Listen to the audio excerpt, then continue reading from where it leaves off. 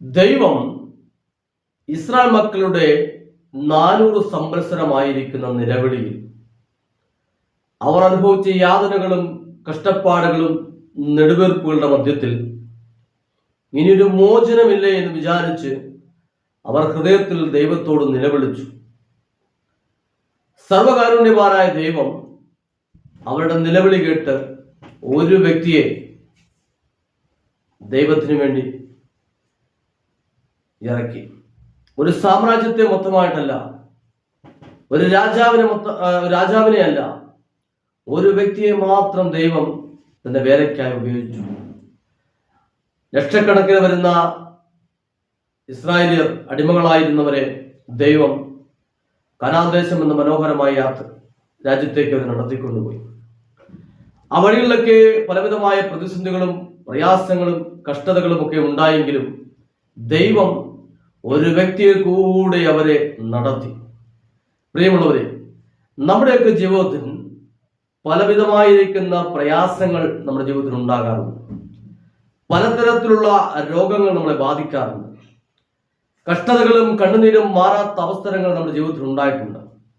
പക്ഷെ ദൈവം ആ ഇസ്രായേൽ ജനത്തെ അവരുടെ പ്രയാസ സാഹചര്യത്തിൽ നിന്ന് വിടുവിച്ചെങ്കിൽ ഇന്ന് ഈ സമയത്തും ദൈവം നമ്മളെ വിടുവിക്കുവാൻ ശക്തനായതുകൊണ്ട് നമ്മൾ ദൈവത്തിൽ പൂർണ്ണമായി ആശ്രയിക്കണം.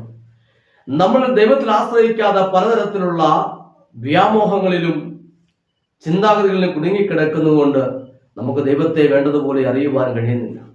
ദൈവത്തിന്റെ സന്നിധാനത്തെങ്കിൽ അവർ തങ്ങളുടെ ജീവിതത്തെ മൊത്തമായി തെളിച്ചു കാണിച്ചിട്ടില്ല.